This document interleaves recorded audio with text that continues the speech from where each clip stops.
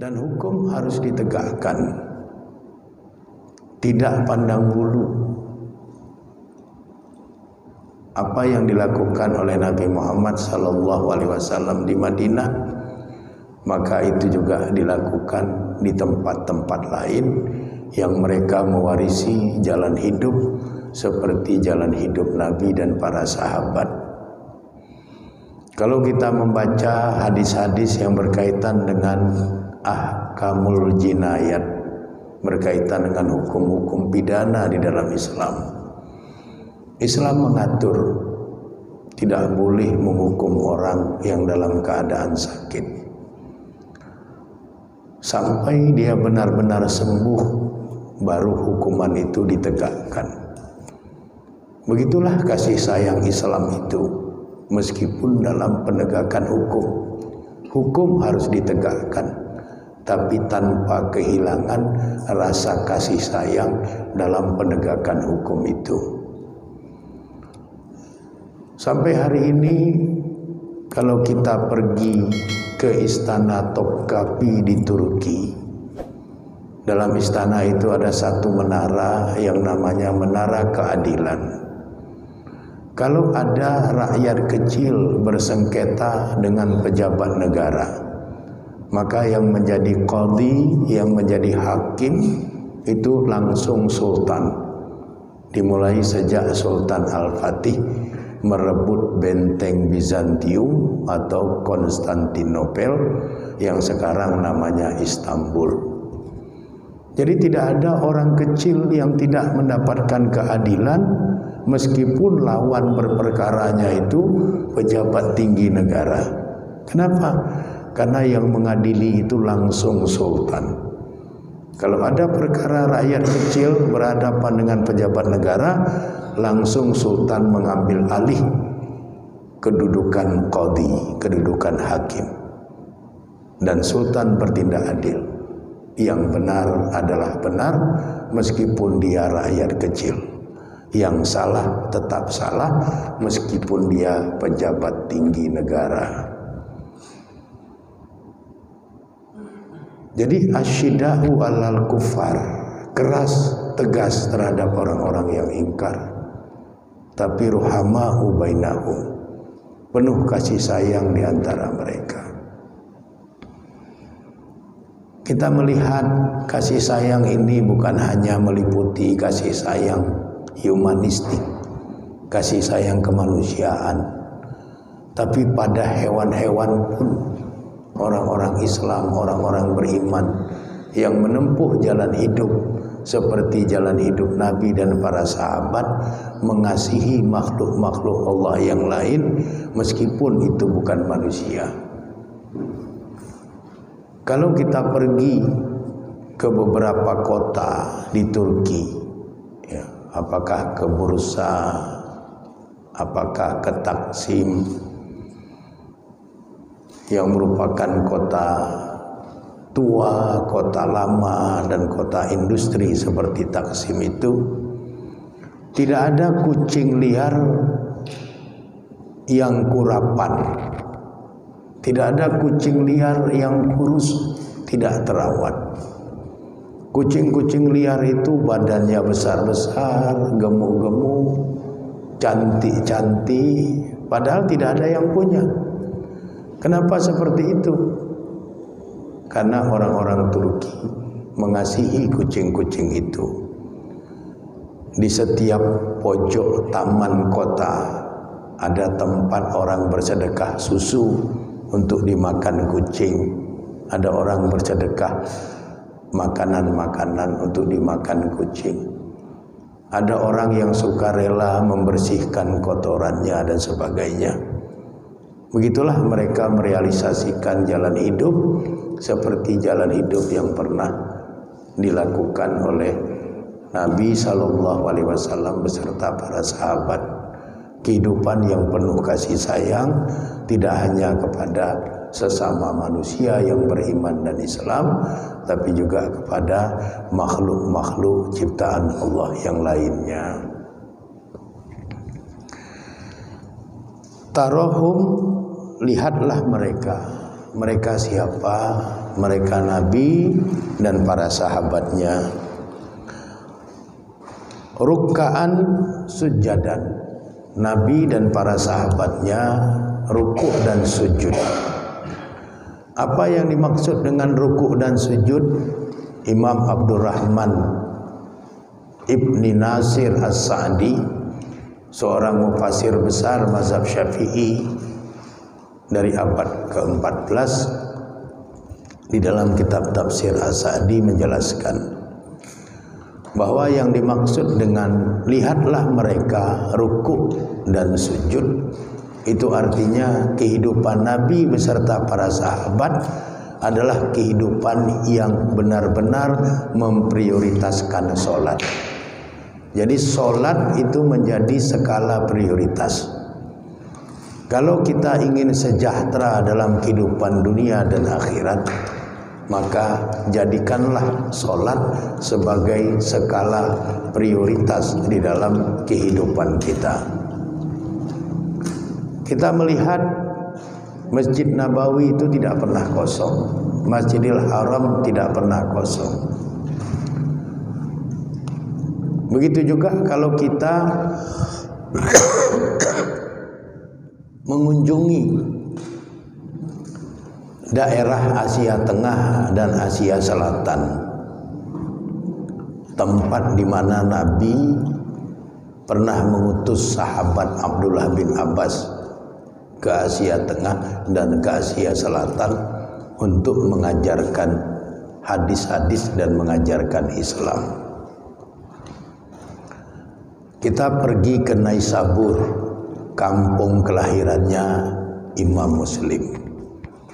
Kita pergi ke Bukhara, kampung kelahirannya Imam Bukhari. Kita pergi ke Sijistan, kampung halamannya Imam Abu Daud dan Imam Ibnu Majah. Kita pergi ke Tirmiz, kampung kelahirannya Imam Tirmizi. Kita pergi ke Nasa, kampung kelahirannya Imam Nasai. Kita pergi ke Samarkand, ke Khurasan. Semua daerah Asia Tengah dan Asia Selatan itu pernah didakwahi oleh Abdullah bin Abbas. Dan suasana kehidupan yang pernah diajarkan Nabi diterapkan di sana. Sehingga kalau kita datang ke sana 15 menit sebelum azan dikumandangkan, itu masjid sudah penuh. Kalau kita datang waktu azan dikumandangkan, dipastikan kita dapat shaf yang paling belakang. Beda dengan di tempat kita, 15 menit setelah azan dikumandangkan, masjidnya masih kosong dan banyak pula yang masbuk. Begitu juga kalau kita lihat Turki hari ini. Mereka menjadi sangat sejahtera di tengah badai resesi karena mereka menghapus semua sistem ribawi, tapi kehidupan mereka tidak susah. Kenapa? Karena mereka memprioritaskan ibadah sholatnya. Kalau ibadah sholat itu sudah diutamakan, diprioritaskan, maka kesejahteraan lahir dan batin, kesejahteraan dunia dan akhirat itu akan diperoleh. Kalau hari ini keadaan kita seperti ini, itu barangkali salah satu di antaranya karena kita belum memprioritaskan ibadah sholat kita. Banyak masjid yang besar tapi kosong isinya. Azan sudah dikumandangkan, orang masih tidak tertarik untuk melangkahkan kaki ke masjid tanpa uzur. Jadi tidak datang keberkahan itu secara maksimal.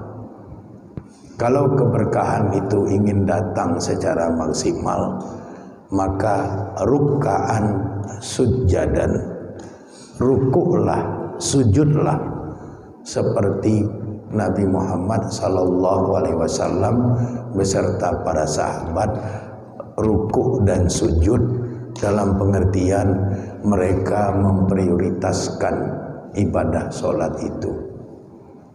Mereka sudah hadir ke masjid sebelum azan dikumandangkan.